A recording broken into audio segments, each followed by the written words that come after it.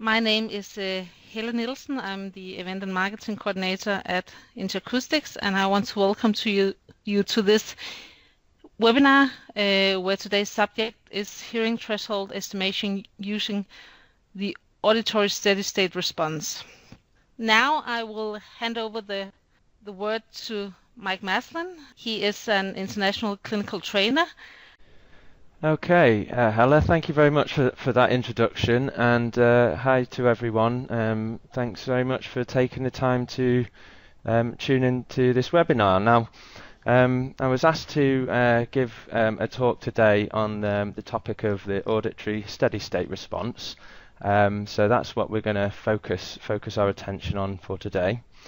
Now, the auditory steady-state response, if I just move on a slide, is it's a class of evoked potentials whose main clinical purpose lies in establishing the threshold of hearing. In other words, the quietest sound that someone can hear. And this particular technique is most useful in cases where the patient themselves can't provide a behavioural indication of their threshold. So, of course, the most common groups of these would be infants who are too young to cooperate on a conventional hearing test, or of course it might be other types of special populations such as adults with learning difficulties. And the main goal is of the procedure is to establish an estimated audiogram, so that if there is a hearing loss, then hearing aids can be fitted from an early stage based on this audiogram, and the outcomes for that individual should be maximised. Now, as you can see from this slide, I've broken my talk down into 3 sections. First of all, for the benefit of anyone just wanting to have a recap on the physiological activity of the brain that we're actually measuring, then I'm going to spend a bit of time just speaking about the principles of the ASSR. Then we'll just move our attention to some of the more practical aspects, and finally, all being well, from the technical point of view that Helle just mentioned, a quick demonstration of an ASSR. Now, as you can see from this slide, as I've defined, or should I say Ricards has defined the ASSR as a tendency, if you like, for neurons within the auditory system to send a steady stream of nerve impulses in response to an ongoing sound. And those nerve impulses can be then detected with sensors that are placed on the surface of the scalp. Now, if we fluctuate the sound in some way, such as by pulsing the volume off and on very rapidly, then the steady stream of nerve impulses that are going along the auditory nerve and through the auditory system, they will pulse accordingly, and then these pulses will then be reflected in our measurements. Now, if we step down the maximum volume that we use and then keep doing this until we can't measure a change in nerve activity anymore, measure the point at which the quietest sound at which that happens, then this will correspond to the hearing threshold. So it's an objective technique for measuring the sensitivity of the hearing system, of the auditory system, with the goal of creating an estimated audiogram. Now, before we move on to perhaps some of the principles of that statement, then I'd just like to clarify some potentially confusing terminology, which is, if you're in any way familiar with ASSR, then you'll know about this, but if you're not, then it's something to bear in mind. So this class of evoked potential is occasionally given different titles by different sources, different textbooks or websites, for example, or even different researchers and clinicians who are all actually referring to the same thing. And in particular, it can be confusing when the acronyms such as SSEP up here, steady state evoked potential, can be confused with other classes of evoked potentials such as somatosensory evoked potentials. These are evoked potentials arising from the sensation of touch, contact with the skin, and so it potentially can be very confusing. But to clarify, for today's talk, I'll be using the conventional and perhaps most informative title, which is ASSR, and this is the term used throughout the Interacoustics family. Now, as a starting point, for anyone still a little uncertain about the definition of ASSRs that I just gave previously, then let's just delve into that concept a little more. So a useful starting point is to think about transient evoked responses. Now, in the very strictest sense of the term, an evoked response is any type of reaction to a sound, be it a startle reaction or a head turn or a button press when you're doing conventional audiometry, but that's in the absolute most strictest sense of the term, and these are of course those examples of just behavioural responses. Now, ordinarily when the term evoked response is used, it's almost certainly referring to physiological measurement of the bioelectrical activity within the brain, not a behavioural response. And the sources of interest to us are the auditory nerves and the neurons within the central auditory system, with a smaller contribution from hair cells within the cochlear. Now, a complication is that when we put electrodes on the scalp to measure activity, we don't just pick up bioelectrical activity from the auditory system, but we also pick up electrical activity from all the other neurons that are buzzing away inside the brain and doing their own thing, perhaps unrelated to auditory function, as well as potentially various other sources of bioelectrical activity from within the body.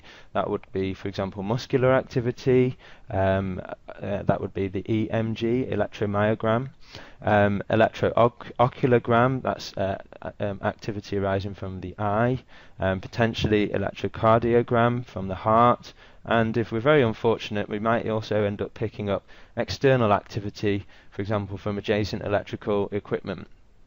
So what this all means is that when we look to measure a transient sound, rather than just presenting a single instance of that sound, we need to record many instances and add those instances all together, such that all the unrelated bioelectrical activity will tend to cancel out in an averaging process and average out to zero. Whereas we'll be left with the response of interest, a series of voltage fluctuations representing the different neural processes evoked by the sound. And this slide here, this shows what some of these transient neural impulses might look like once we've completed that averaging process. Depending on the specific settings of the recording equipment and the stimuli that we use, we can focus on activity arising from the cochlear, and that would be electrocochleography, or it might be activity arising from the brainstem regions, and that's known as the auditory brainstem response, or of course it could be the activity arising from the cortex, cortical auditory evoked potentials. And all of these three examples that I'm showing here on the screen there, whilst they all differ in terms of where the precise neural generators arise, they do have one thing in common, which is that they represent discrete momentary responses to an auditory signal. The main reason why there happens just to be many of those auditory signals one after the other is just to resolve the signal from the noise. So that's transient evoked responses. Now let's just move on to auditory steady state response, because what if, instead of a brief sound that turned on and off discretely, with distinct gaps between each of those sounds, what if instead we continuously presented a sound so rapidly that the response from one stimulus hadn't even died out yet by the time the next stimulus came along? Well, then what we would get is we'd still get an evoked response to the sound, but the response would reach a continuous or steady state of activity instead of a discrete momentary response, and this is the auditory steady state response. And this can be visualized by this diagram on the right hand side of the screen. And if I just get the mouse pointer. Oops, sorry, it's gone forward a slide too much. So what we have here on the top of this diagram is over time the auditory signal, which can be seen to be fluctuating on and off in volume. Now this ringed area of the slide over here, which says AM 40 Hz, this is indicating that the sound is fluctuating in volume on and off at a rate of 40 times per second. That's amplitude modulated at 40 Hz. And then what we see at the bottom of the slide here is the corresponding auditory steady state response, and it falls into the same pattern. There's two ASSRs here, one laid over the other, and the ASSRs fall into the same pattern of fluctuation as the stimulus that evoked it, with the caveat that there is a slight delay, as I'm indicating here with the pointer, between the onset of the response and of course the onset of the stimulus.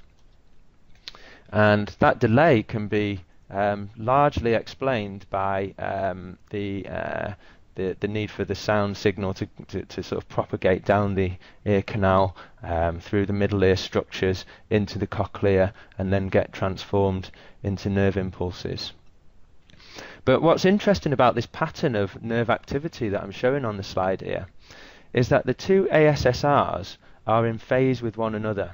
In other words, the peaks and the troughs line up with one another. And they're both slightly out of phase, but by the same amount with the stimulus. This is an important point, which I'll come back to shortly. But for now, let's just satisfy ourselves that if the stimulus is pulsed 40 times a second, then the response will also pulse 40 times a second. And equally, if the stimulus was pulsed 80 or 90 times a second, etc., etc., then the response should pulse by 80 or 90 times a second also. And this is the ASSR. Now, I'm just going to use these next few schematics to really try as hard as I can to make that concept very clear, because I think it's all important for understanding the clinical basis of the test. So what I'm showing on the slide here, on the left-hand slide is a sound. The left-hand side of this slide is a sound stimulus, and that would go through the cochlea, which is displayed schematically as if the basilar membrane were rolled out with the base at the top of the slide and then the apex responding to the lower frequency sounds at the bottom of the slide.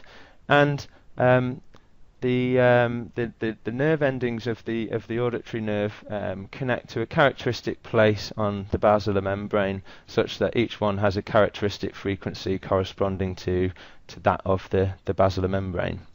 Now, I've just displayed on this slide 4 neurons, which is obviously a gross oversimplification. There's many, many more than that. But the point is that the frequency place specificity is maintained from the basilar membrane to the auditory nerve fibers. So what this means is that if we play a high frequency stimulus, then this causes the basal end of the cochlea to vibrate, and then the corresponding nerve impulses from the nerve fibers that synapse with that part of the basilar membrane, as ringed here. Whereas if we move on and actually present a lower frequency sound, then it would be the apical portion of the basilar membrane that would maximally respond, and it would be the corresponding nerve fibers at that place on the basilar membrane that would convey that information, as ringed here. And now finally, I think this cartoon, and what we're showing here is a steady high frequency sound, and as a result a steady stream of neurons that are conveying that information to the central auditory system. If we move on a slide once again and we played a high and a low frequency sound, then the corresponding neurons would convey that steady stream of information to the central auditory system, and so on and so on. If we played a sound of intermediate frequency to stimulate these intermediate parts of the basilar membrane, then they should send the same stream of signals to the central auditory system. But what if we pulsed the volume of the sound stimulus on and off? Then the number of nerve impulses would wax and wane accordingly, and that's what gives rise to the auditory steady state response that I showed in the previous slide or two back ago.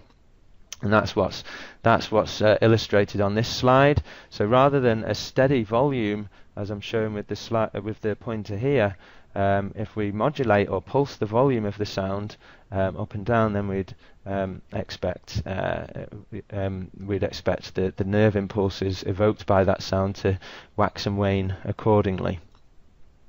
And this bottom trace shows a modulation frequency, in other words, the rate at which we're turning or pulsing the volume up and down. Now, if we were to analyze the spectral content of the stimulus, if we were to analyze a spectral content of the response, then what we'd see is a peak at the spectrum at the particular rate at which we varied the stimulus. So this process of analysing the spectral content of the response, spectral analysis, can be accomplished by applying a mathematical formula to the measured data known as a fast Fourier transform. That's one example. So notice how we no longer actually observe the waveform itself as we were doing earlier, but rather we're looking at the spectral content in its component parts. A simplified analogy would be that this is a little bit like taking a complex picture on the computer screen, breaking it down into its pixels, and then describing each pixel in terms of how red, green, or blue each one was. And in my example, we were varying the stimulus by 40 pulses a second, 40 hertz, and so what we see is a spike in the response at that corresponding frequency, 40 hertz, as I'm indicating on the slide there.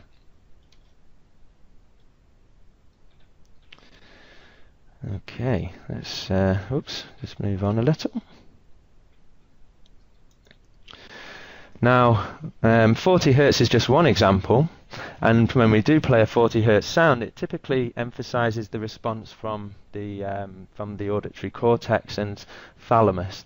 But if we were to pulse the sound at a faster rate, then this would typically favor nerve generators in the brainstem. The brainstem comes to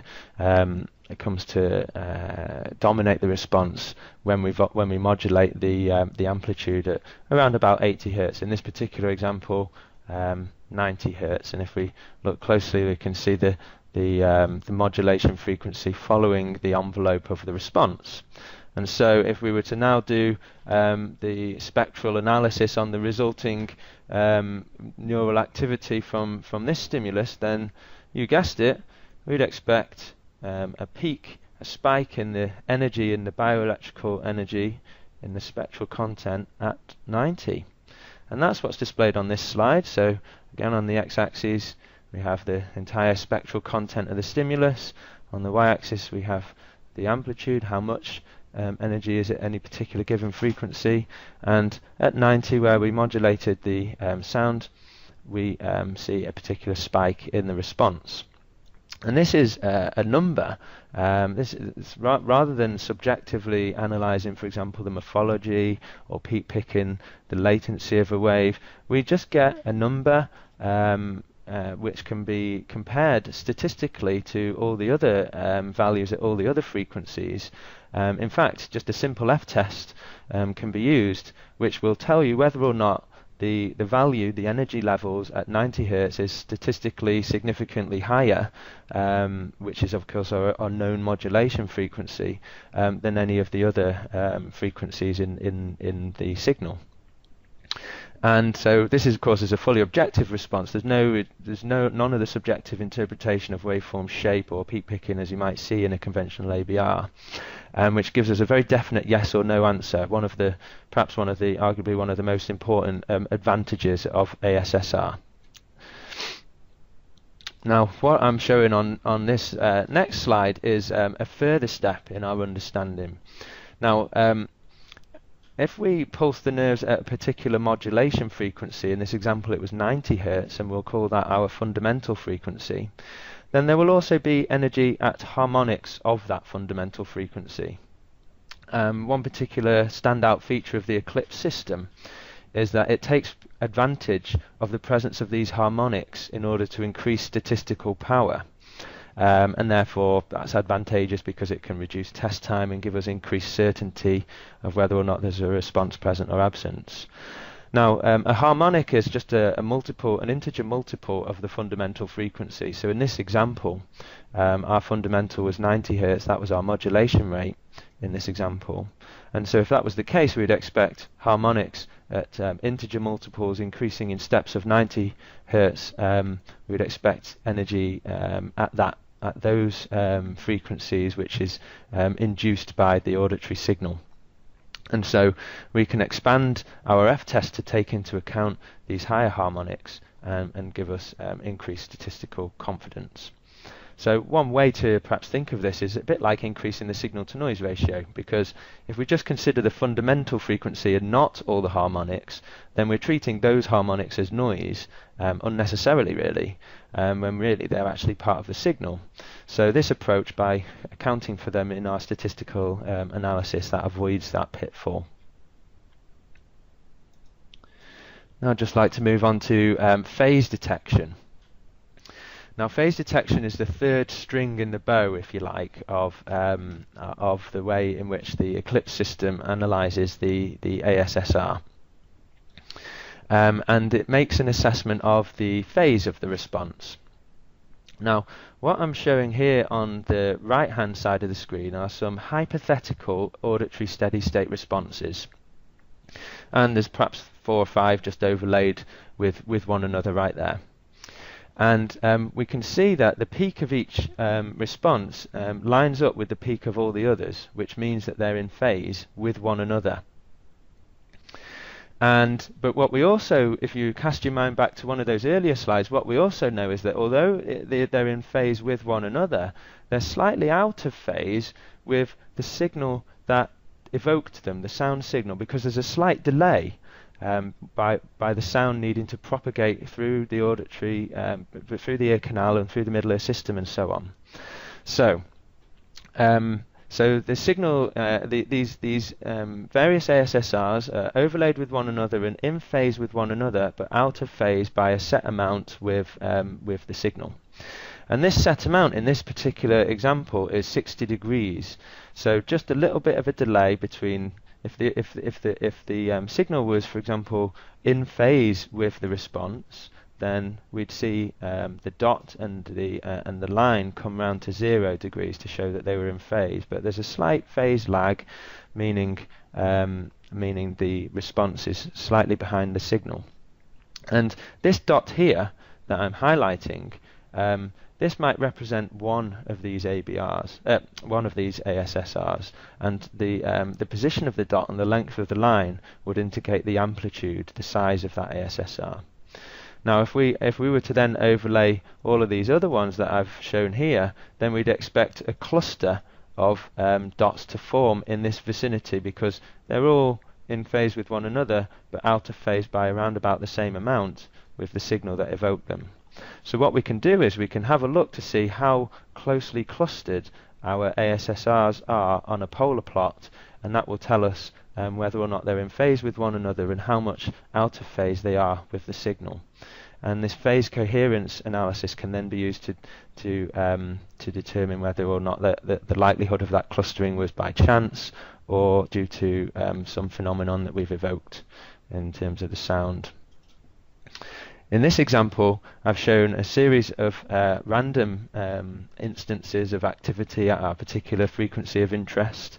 It might be 90 Hz, for example, but these responses are all out of phase, which means there's no clustering. Each one is represented by a particular line and a dot, but they're not clustered anymore because they don't overlap with one another as you would expect them to overlap if it was evoked by a sound always occurring with the same delay.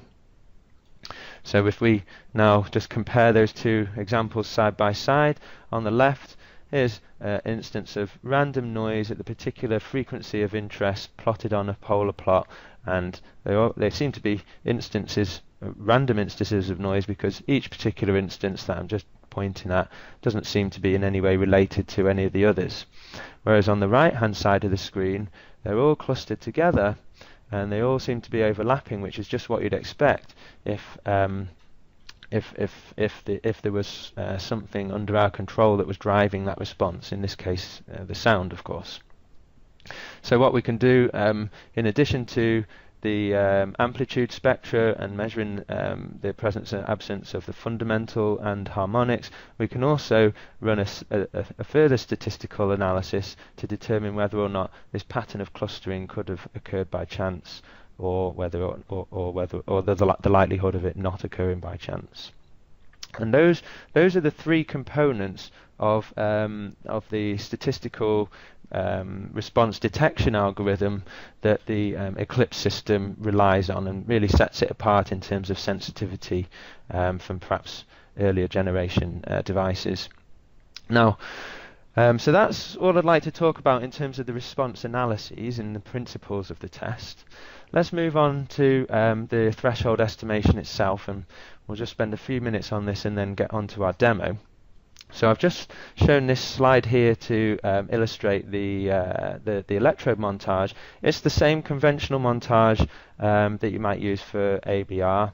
So one electrode on each of the mastoids, one electrode on the midline at the high forehead position, and then the ground electrode and low forehead position. Now, in terms of the response magnitude from the brainstem, at least, and arguably from the cortex as well, the biggest amplitude ASSR would arise if we actually placed the non-inverting electrode on the vertex where I'm pointing to now. But in the population of interest, which I mentioned earlier is of most interest, arguably, which I mentioned earlier is infants, then occasionally this leads to impracticalities, particularly if the fontanelle hasn't closed, if it's a patient of an early developmental age. And so, by convention, we sacrifice a little bit of amplitude by moving the electrode forward, but it's a lot easier to place the electrode on the forehead, away from the hair and other complications.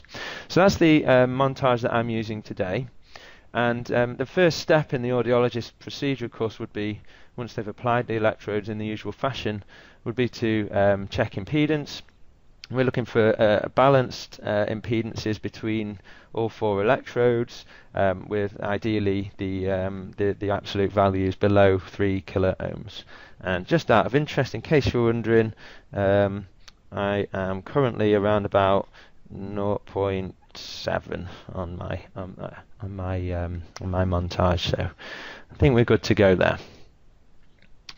Now, what I'm displaying here is a screenshot of what the actual software for the ECLIPSE ASSR module looks like. And one thing that I haven't discussed in detail yet, we've focused on the response, the ASSR, from one modulation rate of one pure tone. But if we have slightly different modulation rates, then we can play lots of pure tones simultaneously. Conventionally, you might have, for example, around about the 80 Hertz ASSR, you might have some responses at, say, 84 Hertz, 92 Hertz, 105 Hertz, slight variations from one another, but such that we can look at the fundamental frequency for each one of those modulation rates, and each one will be carrying a different pure tone to the ear, and also its corresponding phase and harmonics. And what this means is that we can stimulate the two ears together, if we should so wish, and we can also stimulate several frequencies for by convention in each ear simultaneously. Now, the other thing that I haven't really talked about so much so far, and I'll just take a minute to mention it now, is the narrowband chirp that the ECLIPSE system uses. So the conventional the more conventional amplitude modulated tones that we were discussing earlier, they're not used by the ECLIPSE. Rather, it uses the narrowband chirp, which is, if you'd like to, I won't go into much detail into the theory of that. If you'd like to read more about it, then I'd point you in the direction of the Interacoustics Academy website, where there's various links and related articles which discuss that stimulus. But in short, it's a type of stimulus which provides us with maximal stimulation of all the neurons that are represented around each of the carrier frequencies simultaneously. So maximal neural synchrony at each of these carrier frequencies at any given time. Now, if we just zoom in a little bit on one of those panels representing one of the stimuli, in this case it's 4 kilohertz to the right ear, then what we've got along the x-axis is time, and then y-axis is our confidence in the presence or absence of a response. And for each particular run, we'd choose a level, and then we'd play the sound until such time as we decided with a particular given statistical confidence that there was a response present, and then we'd move on to another threshold, and so on, and we'd track down in terms of the overall volume of the particular carrier frequency until such time as we could no longer detect a response. And the lowest level at which we did detect a response, that would be our threshold, and then that would be treated with a correction factor, because we're talking we're measured in dB NHL here, so we'd convert that with a correction factor to go on an audiogram. Then it would be known as dB EHL for estimated hearing level, and from that point we could move on to the hearing aid fitting process if that was so necessary. And the final thing that I'd just like to point out on this slide is this greyed out area here. This provides us with an indication of how much residual noise is in the signal, and for us to be sure of a signal being present, then we would like to have a response present with low residual noise at threshold, a response present with low residual noise just above threshold, and a response absent with also low residual noise just below threshold as well. Now there are certain probably locally derived criteria for what constitutes low residual noise in terms of the National Health Service in the UK, where I'm from. Although there's no official recommended procedure, the suggested level of residual noise for infants is anything below 10 nanovolts, but for adults perhaps slightly more acceptable to take a higher level of 15 nanovolts. Okay. And then here, this slide just illustrates the actual estimated audiogram that can be derived. So once we've completed all the measurements that we'd like to on each of the 4 points for each ear, we're plotted these grey points here, showing the level in dB NHL of the ASSR, and then the coloured points show the corrected values. Correction factors applied to take into account things like age, and depending on how the data is gathered, it might be gender and maturational issues as well. But in any case, we're left with an estimated audiogram, which can then be used directly with the software to fit hearing aids as when necessary. In terms of the role of the audiologist, well, of course, a lot of the things that I've talked about so far have been rather automated, in that all the response detection, is carried out by an algorithm. But the direction in which the test goes at any particular given time is monitored in a sort of in a live fashion by the audiologist, who might decide whether or not a stimulus level needs to be increased or decreased, whether the stimulus rate needs to be changed. For example, if a subject moves from a rested to a more agitated state, and also, of course, putting the results into wider context of case history, and perhaps of course the point might be reached where the audiologist decides that an entirely new test is warranted instead of further ASSR testing. So the role of the audiologist is still making all of the key decisions, but the subjectivity of whether or not a response present or absent, the subjective nature of that component is removed in ASSR. Okay, so this brings us on to the moment of truth, when we're going to have a little live demonstration. So I'm just going to switch your screens over to my ECLIPSE system. So what you can see here is the ongoing EEG activity from myself. Now, of course, under ideal circumstances, you wouldn't be measuring a response from yourself while sitting up and talking over it and commentating. But for the purposes of this demonstration, it will suffice. So what I'm going to do is I'm just going to draw your attention down here to where it says the stimulus rate. I'm using a low rate for myself in this case because obviously I'm an active, awake adult. But if you had a child who was typically restful, or perhaps an adult who was also restful, then you might be tempted to use a higher modulation frequency. But for the purposes of this demo, we'll measure from the 40 Hz response coming from the thalamus and the cortex. And I'm just going to talk you through some of the setup parameters that I've already input so that I can hear what's going on. I'm just going to measure responses from my left ear, and I'm not going to measure responses from my right ear so that I can continue talking to you. The response, oh, just excuse me one moment. The stringency with which we accept a response can be altered between 95% and 99% confidence as to whether a response occurred by chance or as a real event. So if we just for the purposes of the demonstration, we'll just select the slightly less stringent response. And finally, another thing that would not be ideal normally is the use of the 80 microvolt rejection level. Ideally, you'd want that much lower. For an adult, perhaps rejection levels of 20. But again, as I'm sort of sitting upright, we're just going to make do with slightly more noisier responses in the interests of just showing the procedure. So what we're going to start here is globally for my left ear. We're going to play a chirp sound in at each of these carrier frequencies at 65 dB NHL. And if I press start, now I'm just going to be quiet for a while, but what we'll see on the right hand side of the screen here is the responses resolving against the noise, which will be shown. The noise will be shown in grayed out area at the back.